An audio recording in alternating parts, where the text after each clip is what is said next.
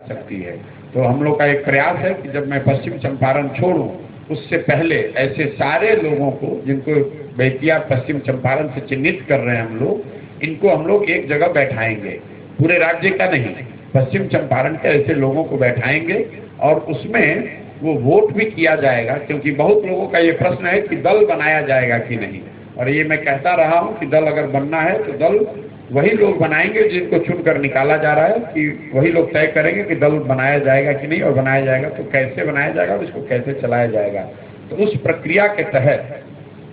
उसका पहला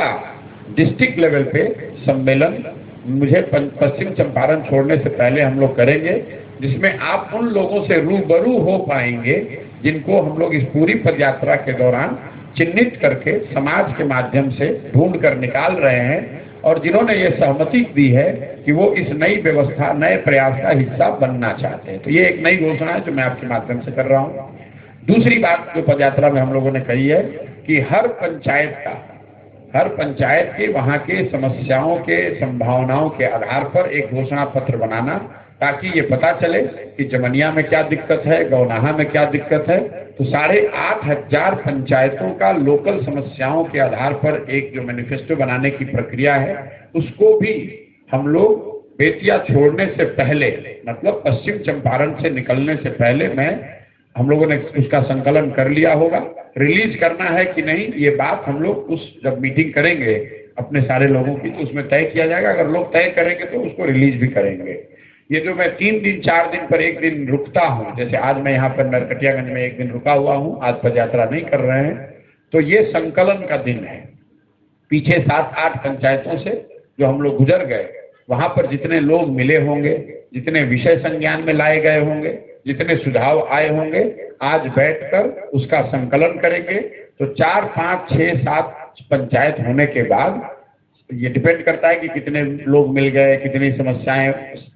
समस्याओं को लोगों ने संज्ञान में लाया।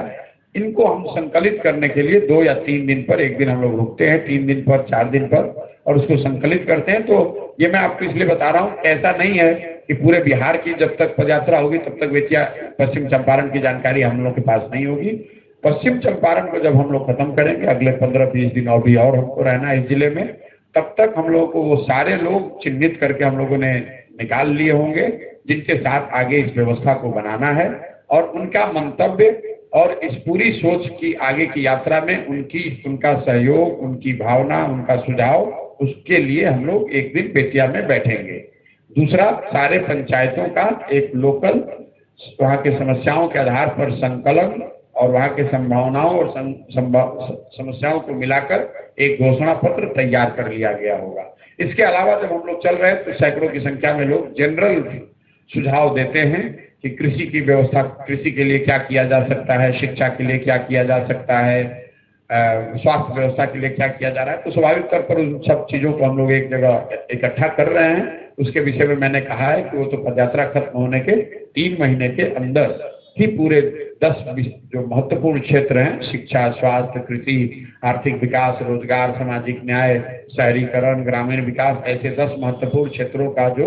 विजन डॉक्यूमेंट है, अगले 10 साल का कार्यक्रम है, उसको पदयात्रा खत्म होने के 100 दिन के अंदर जारी करेंगे। तो वो जो सुझाव है उसको हम लोग इकट्ठा करते जा रहे हैं। इन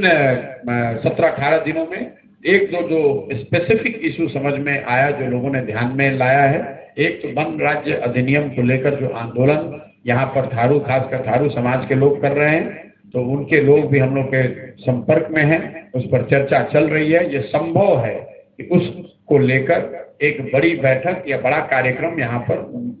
पश्चिम चंपारण से निकलने से पहले हम लोग घोषित करें। दूसरा एक और पहलू जो बलथर में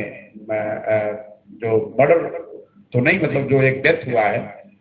2 डेथ है, एक कम्युनिटी से एक यादव जी हैं जिनका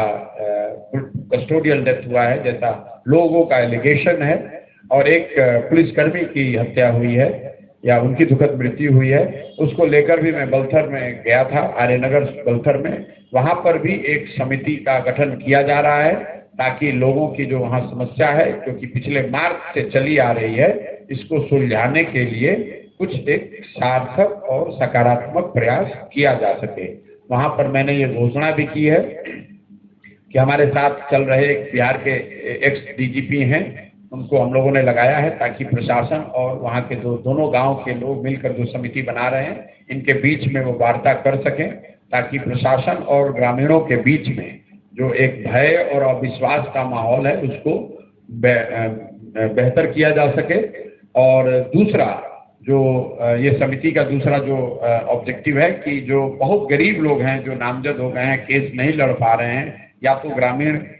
गांव छोड़कर भाग गए हैं या फिर वो केस मुकदमे के में दौड़ भाग रहे हैं, उसके लिए हम लोगों ने कहा है कि एक लीगल एड की व्यवस्था, जो